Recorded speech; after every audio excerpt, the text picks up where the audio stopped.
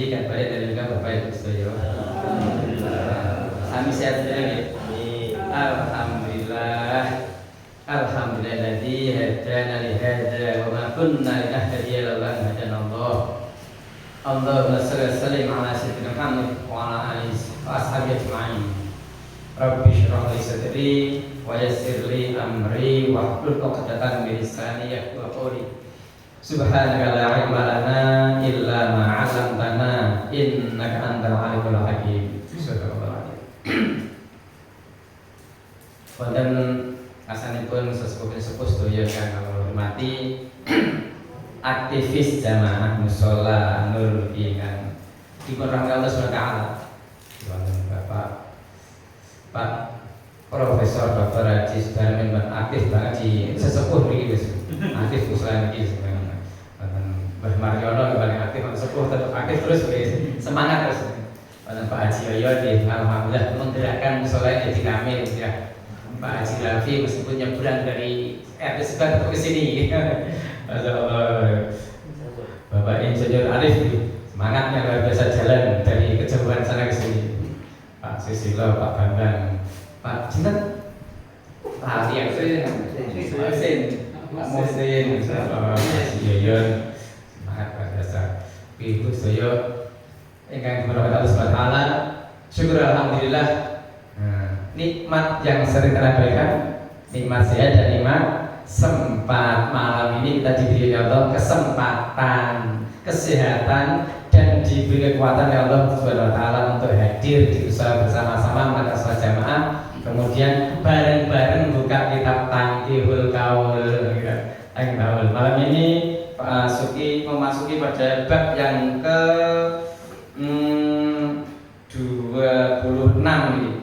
Bab ke-26 penegasan tentang zina. Jadi ke-26 berarti ini 10 hadis lagi. Ya, malam ini 10 hadis lagi. Berarti kemarin sudah 250 hadis kita baca tentang fadilah-fadilah.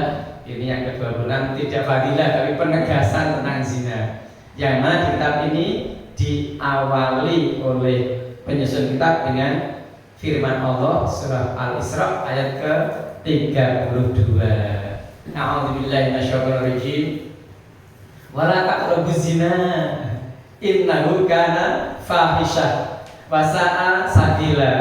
Jangan kau dekati zina karena sesungguhnya itu perbuatan keji dan jalan yang sangat buruk. Sangat buruk. Mendekat saja tidak boleh apalagi melakukan. Malah taqrabu jangan kau dekati. Ketika dulu Allah berfirman kepada Nabiullah Adam di surga, wala taqrabu hadhihi syajarah, jangan kau dekati pohon ini. Cuma gitu. Wala taqrabu hadhihi syajarah, jangan kau dekati pohon ini. Nabi Adam dan setiawa mendekati, terus terusir dari surga. Jadi yang melarang Allah hanya jangan kau dekati. Wala taqrabu zina, mendekati aja nggak boleh apalagi melakukannya. Dan di akhir bab ini ditambahkan kisah yang cukup panjang ini, insyaallah kalau waktunya saya baca kisah yang cukup panjang ini. Bismillahirrahmanirrahim. Bapak Ibu hormati, monggo sareng-sareng hadis yang pertama. Wa qala Nabi sallallahu alaihi wasallam az-zina yurisul faqr. Hadis yang pertama ini Rasulullah menyampaikan bahwa az-zina itu menyebabkan yurisul faqro, mewariskan, menyebabkan kefakiran. Boleh jadi pelakunya itu yang fakir, boleh jadi pewarisnya, ahli warisnya yang jadi fakir gara-gara zina yang dilakukan itu. Fakir belum tentu kekurangan harta, fakirnya boleh jadi selalu merasa kurang. Rezekinya nampaknya berlimpah Allah berikan, namun merasa kurang terus. Itulah fakir, merasa kurang terus, tidak berkah, tidak bawa keberkahan rezekinya Allah berikan padanya, sehingga selalu merasa kurang. Itulah fakir yang sebenarnya. Hadis yang kedua, waqala Nabi sallallahu alaihi wasallam zinal ainain nadar. Zina mata itu an-nadharu adalah melihat. Jadi zina mata karena melihat. melihat perkara yang tidak halal untuk dilihat. Mungkin itu aurat orang lain. Kalau aurat suami istri nggak ada aurat lagi, suami istri yang sah tidak ada aurat ke suami istri. Ya orang lain aurat nggak boleh. Apalagi yang sampai mengarah kepada zina, pandangan itu diiringi dengan syahwat dan menyebabkan kemaksiatan hati sehingga alhamdulillah termasuk zina mata adalah dengan cara melihat. Yang kedua, maksudnya di sini melihat itu ya melihat tadi aurat yang ajnabiyah. Ajnabiyah itu yang ajnabiyah bukan mahram. Ajnabiyah mahram pun juga tidak boleh dilihat auratnya, yang boleh hanya istri dan suami, suami dan istri yang boleh itu. Kepada orang tuanya juga tidak boleh, orang tua pada anaknya yang sudah balik juga tidak boleh. Kalau belum balik sih masih kanak-kanak, balita ya masih, orang tuanya karena butuh merawatnya, nyewoi dan sebagainya ya tidak terhitung. Kalau anak sudah balik tentunya sudah malu dilihat auratnya. Iya betul, coba aja jangan coba dilihat auratnya kan malu kan. Maka Nabi Sallallahu Alaihi Wasallam yang keempat nih, zinar rijlain al-masyu wa zinal yadain al-batshu wa zinal ainain nador.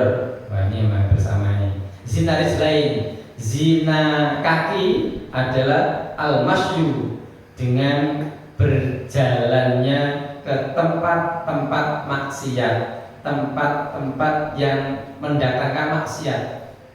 Zinanya kaki karena melangkah ke tempat yang menimbulkan kemaksiatan, baik itu maksiat mata, maksiat lisan, maksiat kaki, pokoknya mendatangkan maksiat lah. Perjalanan kaki yang menuju tempat maksiat.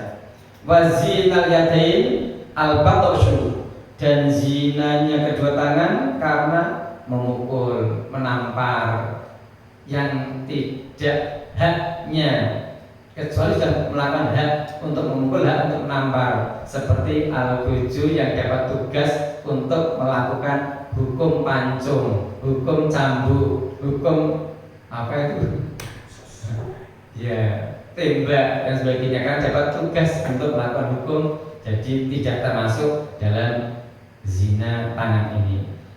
Tidak hanya memukul, tidak hanya melakukan kekerasan dengan menampar, tapi juga boleh jadi zina tangan karena memegang yang tidak halal untuk dipegang. Kalau istri sendiri ya halal, suami sendiri kan halal. Kalau yang tidak halal juga dipegang-pegang, yaitu termasuk zina tangan. Wazinal ainain nador, seperti tadi yang sudah disampaikan, ini masih hadis yang keempat. Zina ain, zina mata adalah an-nadharu, dengan melihat maksiat, melihat orang pacaran, melihat orang melakukan yang tidak baik, itu termasuk zina mata. Yang kelima, wa qala Nabi sallallahu alaihi wasallam, zanyatun wahidatun tuhbitu amal sab'ina sanah. Alhamdulillah ini zanyatun wahidatun, berzina sekali, jangan itu tuhbitu amala, menghapus amal sab'ina sanah, 70 tahun amal terhapus gara-gara zina sekali. Ya Allah, betapa ruginya hidup ini jika kehilangan pahala selama 70 tahun, kehapus pahalanya gara-gara zina sekali, kehapus kebutaan pahalanya selama 70 tahun. Nah, benar. Jadi kalau orang-orang semuanya pada berpegang kuat dengan iman, dengan takwa, kemudian tahu seperti ini, tentunya akan menghindarinya. Tapi kebanyakan kalah dengan godaan nafsu dan kuatnya godaan setan terhadap membisikkan kepada manusia.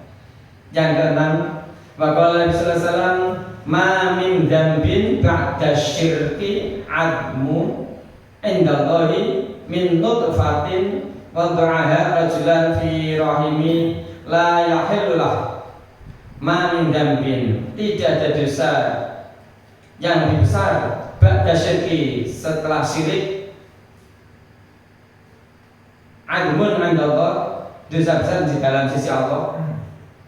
Min nutfatin wada'aha rajulun, daripada sperma yang diletakkan seorang laki-laki fi rahimin la yahilullah, pada rahim yang tidak halal baginya. Seperti orang jual beli sperma, haram manusia jual beli sperma laki-laki dijual, kemudian oleh dokter dimasukkan ke dalam rahim perempuan yang bukan istrinya. Jadi kalau memasukkan sperma ke dalam rahim yang tidak halal, ini sudah termasuk terhitung zina. Padahal tidak merasakan nikmatnya kan.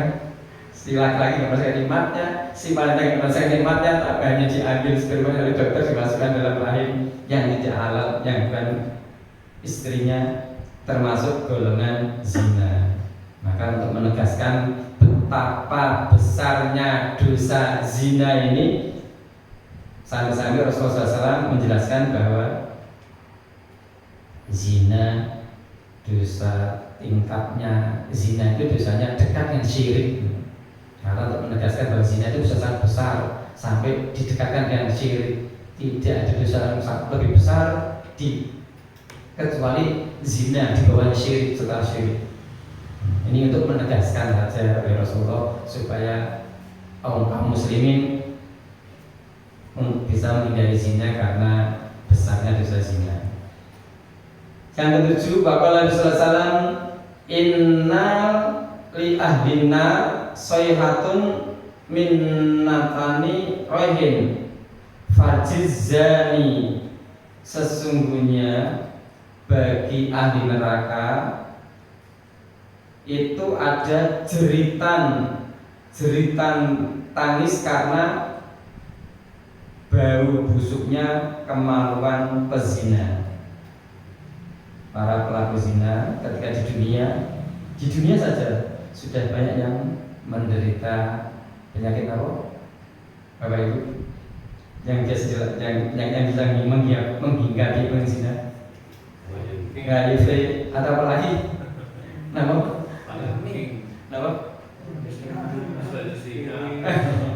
Yang biasanya menghinggapi penzina.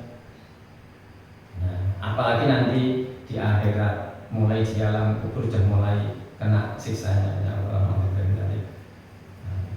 Ini kalau yang menderita penyakit HIV itu orang Cina, dengan perilaku buruknya dia robek tangannya, teteskan darahnya ke kemasan makanan kaleng itu yang diekspor ke Indonesia, sehingga diekspor ke beberapa negara, sehingga menularkan kemana-mana. Maka diingatkan hati-hati kalau beli makanan kalengan dari Cina, karena ada pelaku seperti itu, oknum dari Cina yang menderita HIV semacam itu. Gitu kan?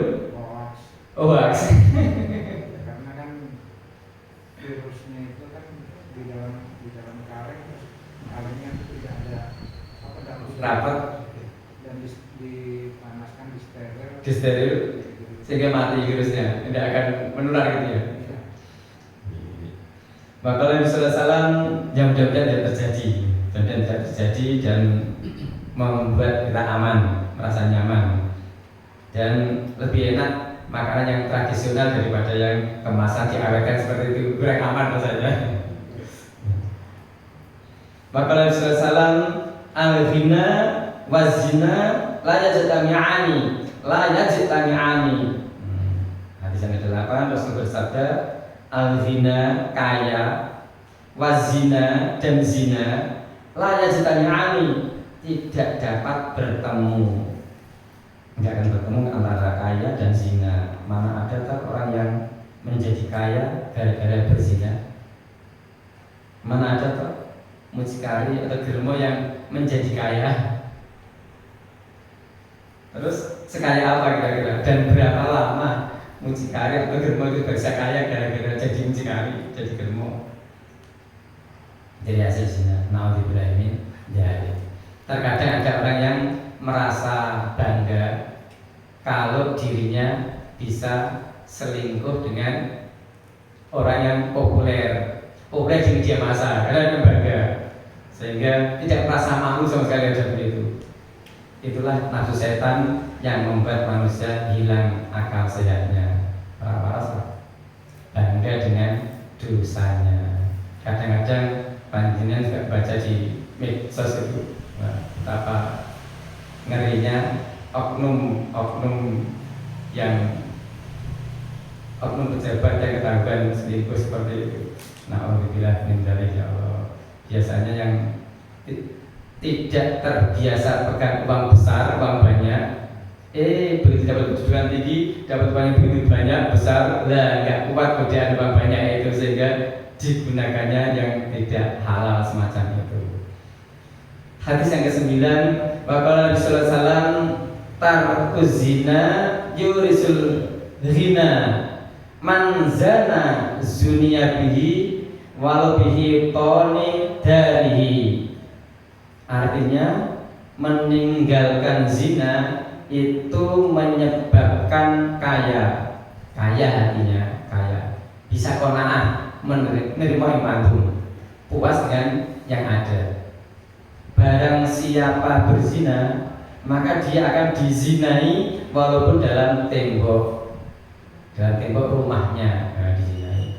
Biasanya kan pelaku zina senang dengan sesama pelaku zina. Mana ada tuh yang satu tidak senang zina, kok satu senang zina, terus terjadi berkali-kali. Sebagaimana yang jenengan lihat di share-share itu, oknum polisi yang digerebek warga saat selingkuh di rumah wanita zaman lain itu. Oknum yang selingkuh di wanita zaman lain kemudian digerebek oleh warga sehingga viral di media massa, terus dipecat dengan tanpa hormat begitu. Alhamdulillah. Waqala Nabi sallallahu alaihi wasallam, hadis yang ke-10, Nabi bersabda, "Man zana bimra'atin fatahallahu alaihi fi qabrihi samaniyata abwab minan nar yakhruju min tilkal abwab aqaribu wa hayatun ila yaumil qiyamah." Man zana bimra'atin, barang siapa berzina dengan seorang wanita, fatahallahu alaihi fi qabrihi, Allah membuka di kuburnya itu sama abwab minan nar, 8 pintu neraka. Yakhruju, keluar dari pintu neraka itu, min tilkal abwab, dari masing-masing pintu itu 8 pintu tak keluar. Aqaribu wa hayatun ila yaumil qiyamah, kalau jengking dan ular yang akan menyiksanya sampai hari kiamat. Mulai dialami di alam kuburnya ini, hembusan panas neraka datang dari melalui 8 arah, 8 pintu, dibarengi dengan kalajengking dan ular yang terus menerus akan menyerang, menyiksa sampai di hari kiamat nanti. Dan setelah kiamat dilanjutkan dengan masuk neraka. Ya Allah, na'udzubillah min dzalik. Sampun 10 hadis ini ditambah kali kisah Sayyidina Abi Syahmah. Kisah Sayyidina Abi Syahmah. Abi Syahmah itu putra dari Sayyidina Umar bin Khattab. Umar bin Khattab itu mempunyai 2 putra.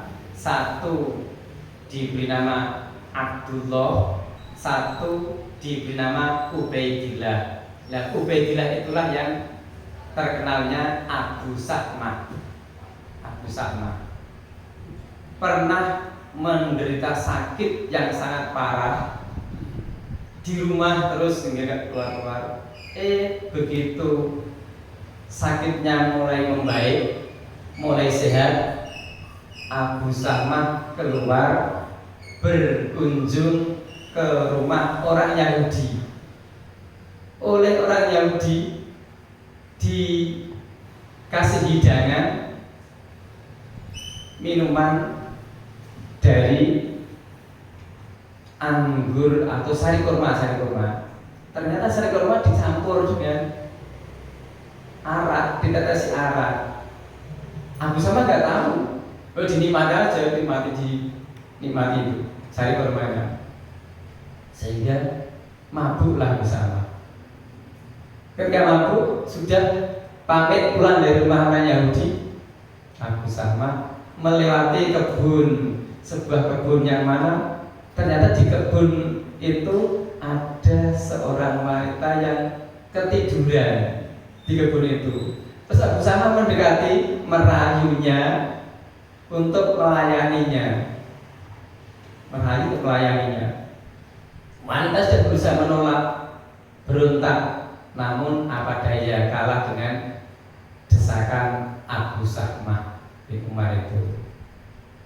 Setelah Abu Samah melampiaskan keinginannya, wanita tadi pun menarik baju Abu Samah dan merobeknya, kemudian marah-marah pada Abu Samah itu, sehingga wanita itu kemudian pulang ke rumahnya.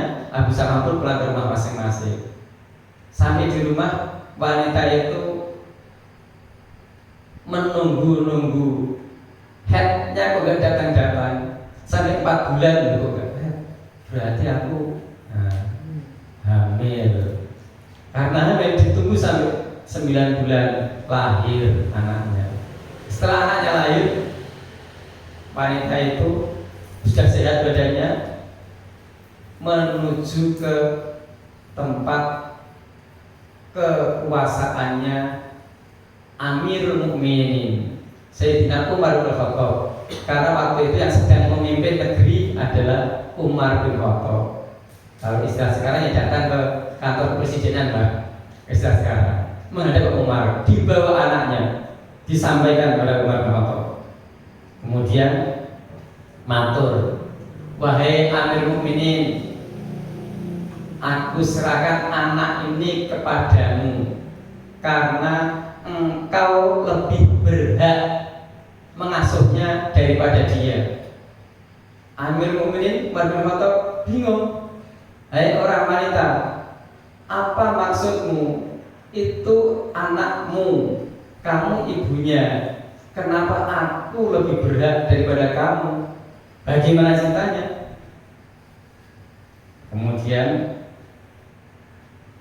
wanita itu menjawab, ya Amirul Mukminin, ini anak ini berasal dari anakmu, kata wanita itu. Umar berkata, anakmu yang mana? Abdullah atau Abu Samah? Wanita menjawab, dari anakmu Abu Samah. Abu Samah, kata wanita itu. Kemudian Umar bertanya lagi, hai orang perempuan, apakah halal atau haram ini? Wanita itu menjawab lagi, ya Amirul Mukminin, demi Allah, dari pihakmu halal, namun dari pihaknya haram. Mana ini? Dari pihaknya itu maksudnya Abu Samah. Wanita itu melanjutkan ceritanya. Pada suatu hari aku pergi ke kebun Bani Najjar untuk memetik sayur-mayur. Karena aku capek, sore itu aku ketiduran di kebun itu. Datanglah Abu Samah membujuk, merayuku, kemudian memaksaku. Aku pun berontak, namun tak kuasa, tak berdaya, sehingga terjadilah seperti ini. Kemudian aku tunggu 4 bulan, ternyata aku tidak haid. Kemudian aku tunggu sampai lahir anakku, dan inilah anak dari anakmu Abu Samah, kata wanita itu. Dan wanita itu menjelaskan kalau Abu Samah itu datang dalam keadaan mabuk, bau arak yang dikonsumsi oleh anak dari Umar bin Khattab. Maka Umar bin Khattab menangis mendengar itu, sehingga tangisannya, air matanya membasahi jenggotnya. Beliau berkata, aduhai cemarnya Umar bin Khattab besok pada hari kiamat di hadapan Allah, kata Umar begitu. Kemudian Umar bin Khattab berkata kepadanya, hai orang perempuan, bicaralah yang benar padaku. Sing benar kau ngomong sebenar. Jika kau berkata benar kepadaku, maka Wanita itu berkata lagi, apakah yang ingin engkau lakukan terhadapku ya Umar? Demi Allah, aku tidak berkata dusta kepadamu. Sungguh, aku berkata benar. Jika Tuan Khalifah mau, aku akan bersumpah demi mushaf Al-Quran, selembar demi selembar. Maka Umar keluar mengambil Al-Quran, diserahkan kepada wanita itu, dan wanita itu bersumpah mulai dari surah Al-Baqarah, Alif Lam Mim, sumpah selembar, sumpah lagi demi Allah, sumpah lagi terus, sumpah diulang-ulang terus, tiap lembar dibuka sumpah, sumpah sampai pada surah Yasin. Bukan kayaknya bila Al-Baqarah Yasin sumpah terus, sumpah ini per lembar. Nah, setelah itu baru Umar bertanya, wanita itu berkata, ya Amirul Mukminin, sesungguhnya anak ini berasal dari anakmu Abu Sahmah. Ketika sudah sampai surah Yasin, Umar pun berkata, hei orang perempuan, demi Allah engkau berkata benar. Sebagai percaya ini tidak dusta. Kemudian Umar berdiri, hei para sahabat Rasulullah yang ada di sini, sahabat semuanya, tetaplah kalian di tempatku ini hingga aku kembali ke sini. Umar pergi mengambil uang 30 dinar dan pakaian 10 lembar, diserahkan kepada wanita itu tadi. Orang perempuan, ambillah ini.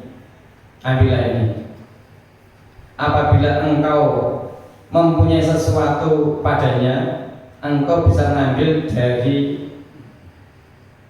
darinya di hadapan Allah. Wanita itu mengambilnya, kemudian pergi membawa anak dan 30 dinar serta 10 lembar bajunya itu tadi. Kemudian Umar berkata, wahai para sahabat, tetaplah kalian di tempatmu hingga kembali padamu. Perempuan sudah pergi, kemudian sahabat-sahabat yang ada suruh diam di tempat, jangan pergi kemana-mana sebelum aku kembali sini. Ternyata Umar bin Khattab datang ke rumah anaknya Abu Sahmah itu dan dijumpai anaknya sedang makan. Umar bin Khattab menyapanya, wahai anakku, makanlah. Aku rasa ini adalah makananmu yang terakhir di dunia. Jadi Umar datang langsung lebih kepada anaknya. Abu Sahmah berkata kepada bapaknya, siapa yang memberitahukan hal itu kepadamu, wahai ayahku? Kok sampai ayah bisa mengatakan kalau ini makanan terakhir di dunia? Padahal Rasulullah sudah tidak ada, wahyu sudah tidak turun lagi. Kok sampai barang begitu? Umar menjawab, aku tidak mengetahui hal itu, akan tetapi wahai anakku, itu akibat dosa-dosa yang telah engkau lakukan dan maksiat yang kau perbuat. Abu Sahmah berkata, demi Allah, aku tidak berbuat maksiat dan tidak melakukan dosa. Jika ada orang yang mengatakannya kepadamu, maka tanyakanlah kepadaku tentangnya. Aku tidak menyembunyikan sesuatu darimu. Jadi belum bisa mengakui dosa yang mana, atau belum bisa mengakui, ya bersama belum bisa mengakui. Kemudian Umar berkata, wahai anakku, aku bertanya kepadamu demi Tuhan yang melihat dan tidak bisa dilihat. Apakah engkau pada suatu hari pernah singgah di rumah orang Yahudi dan menjadi tamu mereka, lalu mereka memberimu khamr dari kurma, lalu kau meminumnya hingga mabuk? Kemudian kau keluar dari rumah mereka lalu singgah di kebun Bani Najjar. Kemudian engkau melihat seorang wanita tidur dan engkau merayunya. Ia berusaha menolak namun tidak berdaya. Setelah engkau menggaulinya, ia memegangi bajumu lalu merobeknya dan memaki-maki kamu. Lalu ia pulang ke rumahnya. Ketika mendengar perkataan Amirul Mukminin, Abu Sahmah menundukkan kepalanya, malu pada ayahnya. Ia tidak menjawab sepatah kata pun. Umar berkata, bicaralah. Jika engkau berkata benar, maka engkau telah selamat. Jika engkau dusta, maka engkau akan binasa. Abu Samah berkata lagi, wahai ayahku, memang aku telah melakukan itu, tapi aku sangat menyesal. Umar berkata, wahai anakku, tidaklah berguna bagimu penyesalan sesudah kerugian. Sesungguhnya engkau anak Amir Mukminin. Nah, terus saya kan anak presiden gitu ya. Nah, tak seorang pun yang berani mengatakan sesuatu padamu, nggak ada yang berani. Nggak ada yang berani menuduhmu, nggak ada yang berani menceritakan kamu, nggak ada yang berani. Mana Amir Mukminin? Sesungguhnya engkau ingin mencemarkan aku di antara para sahabat Nabi. Kemudian Amir Mukminin berdiri dan memegang tangan Abu Samah. Abu Samah dipegang tangannya, ditarik, diajak keluar. Mau kemana ini kok? Engkau bawa aku ya? Mau dibawa kemana aku? Umar menjawab, kamu saya bawa di hadapan para sahabat semuanya, sahabat Nabi semuanya. Aku akan ambil haknya Allah darimu di dunia sebelum Allah mengambil darimu di akhirat. Hak Allah akan kuambil dari kamu di dunia ini sebelum Allah mengambilnya di akhirat nanti. Abu Samah berkata, aku mohon padamu ayah, demi Allah, ambillah hak itu dariku di tempat ini saja, jangan di hadapan para sahabat yang lain, kan mencemarkan namaku, malu. Umar menjawab, wahai anakku, engkau cemarkan dirimu dan ayahmu. Terus dibawa terus. Mereka berkata, setelah ketemu para sahabat berkata, ada apa Umar? Ada apa ini? Umar menjawab, wahai kaum muslimin, anakku Abu Samah telah mengakui dosanya. Wanita itu tadi yang kemari berkata benar dan tidak berdusta. Kemudian Amir Mukminin memanggil seorang mufli itu al-Qujurnya Amir Mukminin. Hai mufli, telah beruntung hari ini orang yang menang. Deralah dia, hukumlah dia. Hai mufli al-Qujur, engkau bebas demi ridho Allah. Kan wedi al-Qujur disuruh menghukum anak Amir Mukminin, wedi, takut. Kok disuruh menghukum anaknya Sayyidina Umar, wedi. Mufli berkata, al-Qujur berkata, wahai tuanku, bagaimana aku menderanya, menghukumnya? Jika mendera seekor onta, aku akan membunuhnya. Dan jika aku pukul dinding, tentu dinding akan roboh aku pukul. Umar berkata, jangan bicara lagi, ambil cambuk dengan tanganmu lalu pukul dia hingga ia merasa sakit ke dalam perutnya. Jika ia mati, maka itu memang ajalnya. Jika ia hidup, maka ia tidak akan kembali berbuat dosa itu lagi. Kemudian Abu Juz mengambil cambuk, mulailah dihukum Abu Samah, anak dari Amir Mukminin sendiri, anak dari Khalifah Umar sendiri, dihukum cambuk. Dicambuk terus. Setelah 10 kali cambukan, Abu Samah bilang pada ayahnya, wahai ayahku, api neraka telah terasa dalam tubuhku. Umar menjawab, hei anakku, sesungguhnya ia di tubuh ayahmu lebih panas daripada di tubuhmu. Al-Qujur lanjutkan, pukul lagi, cambuk lagi. Setelah 20 kali cambukan, Abu Samah ngomong lagi, sampai lagi, wahai anakku, wahai ayah, biarkan aku istirahat dulu ayah. Sudah 20 cambukan, aku minta istirahat dulu ayah. Umar menjawab, hai anakku, andaikan penghuni neraka itu bisa istirahat ketika mereka minta istirahat, tentu kami akan biarkan kau istirahat. Tapi karena penghuni neraka itu tidak akan ada kesempatan istirahat dari hukumannya, maka engkau juga beristirahat. Al-Ghujub pukul lagi sampai 30 kali pukulan. 30 habis sama ngomong lagi, matur lagi pada ayahnya. Ayah, ku mohon padamu demi Allah, biarkan aku tobat ayah. Lepaskan aku biar tobat ayah. Dan 30 sampai aku tak tobat ayah. Umar bin Khattab jawab lagi, wahai anakku, jika sudah ku ambil haknya Allah darimu, maka jika engkau mau, engkau boleh tobat. Dan jika engkau mau, berbuatlah lagi. Akan tetapi jika engkau berbuat seperti itu lagi, maka engkau akan dihukum seperti itu. Hei, Al-Ghujub, pukul lagi dia. Pukul lagi. Setelah 40 pukulan, anak Abu Sama ngomong lagi Abu Sama, wahai ayahku, aku mohon padamu demi Allah, berilah aku minum seteguk air untuk mendinginkan panasnya hatiku. Umar menjawab, wahai anakku, andai kata orang-orang yang tersiksa di neraka ketika meminta air dingin yang nyaman diberi minum, tentulah kami memberi minum. Karena orang yang disiksa di neraka itu minta minum gak akan diberi minum yang dingin yang menyegarkan, gak akan.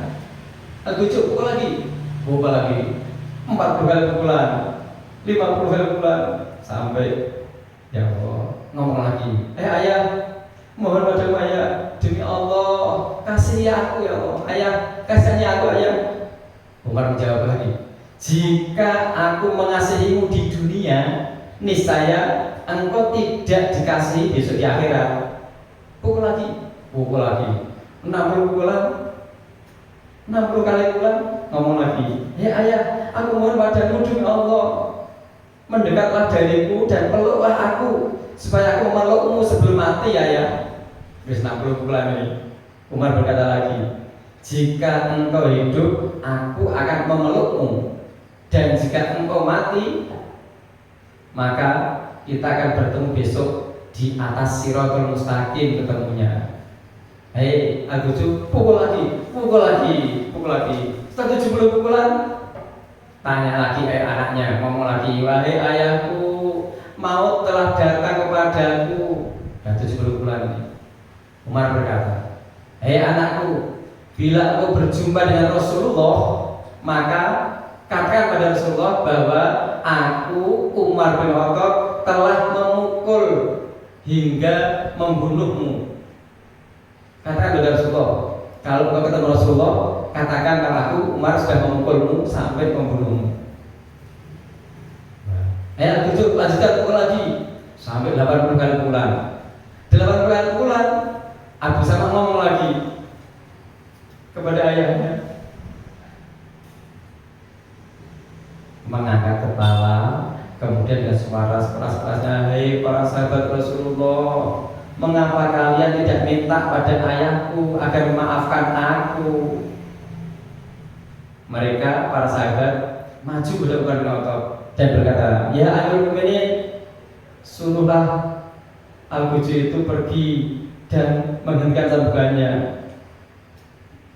Abu Sama berkata lagi, hai para sahabat Rasulullah, tidakkah kalian membaca dalam kitab Allah, jangan belas kasihan kepada keduanya, mencegah kamu untuk menjalankan agama Allah. Umar yang menjawab, hai Al-Ghujub, pukul lagi, anak pukul lagi, sampai 90 kali pukulan. Baru Abu Sama mengangkat kepalanya dan berseru dengan suara, Assalamualaikum ya sahabat Rasulullah, ya ashabar Rasul. Salam orang yang berpamitan dan tidak kembali sampai hari kiamat. Maka mengenangislah para sahabat Rasulullah dengan suara keras. Namun Umar bin Khattab masih mengatakan, hei Al-Ghujub, pukul lagi dia. Sampai tertanya berapa kali pukulan lagi dia. Dari hak Allah itu sampai terlunasi hak Allah itu. Mukul lagi 100 kali pukulan. Setelah 100 kali pukulan, Umar memerintahkan, coba gerakan tubuhnya. Ternyata ia sudah mati. Kemudian Umar berdiri dan berseru, "Hai kaum muslimin, ketahuilah bahwa anakku Abu Sahmah telah mati. Demi Allah, demi Tuhannya Ka'bah, maka mereka mendatangkan segera dan segera penjuru hingga masjid."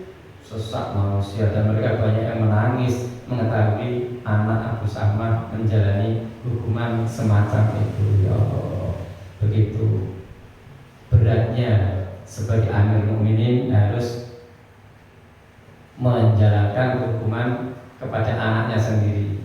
Kira-kira sekarang ada nggak ya pemimpin yang berani dihukum seperti itu ya? Ada nggak ya hakim yang berani menghukum anaknya sendiri seperti itu ya? Berkata Ibnu Abbas berdoa, Ibnu Abbas menceritakan dalam hadis yang lain bahwa Ibnu Abbas melihat dalam tidurnya Rasulullah SAW seperti bulan purnama pakai baju putih. Kemudian Ibnu Abbas itu dalam mimpinya melihat Abu Sahmah berada di hadapan Rasulullah pakai baju hijau. Dalam mimpinya Abu Sahmah menghampiri Nabi dan memberi salam kepadanya, kemudian mencium dahinya. Beliau berkata padaku, "Wahai putra pamanku, sampaikan salamku kepada Umar." Jadi Rasulullah bersabda kepada Ibnu Abbas, "Sampaikan salamku kepada Umar. Katakan padanya," kata Rasulullah, "berkata padamu, semoga Allah membalasmu dengan semua kebaikan atas jasamu kepadaku, sebagaimana kau tidak menyia-nyiakan hak Allah sesudah itu." Ya Allah, Ibu Bapak hormati, kiranya itu kisah tentang Abu Sahmah yang ditulis di kitab Tanghil Qaul ini. Sebelum saya bawa ke sini, saya berusaha terjemahkan dulu ben gampang macane, ben cepet macane, ben gagap suwe ya berdebar. Mudah-mudahan membawa hikmah bagi kita semuanya. Kurang dan salah saya mohon maaf. Assalamualaikum warahmatullahi wabarakatuh. Wassalamualaikum warahmatullahi wabarakatuh. Ya, kita tutup dengan doa penutup majelis bersama-sama. Subhanakallahumma wa bihamdika asyhadu an la ilaha illa anta astaghfiruka wa atubu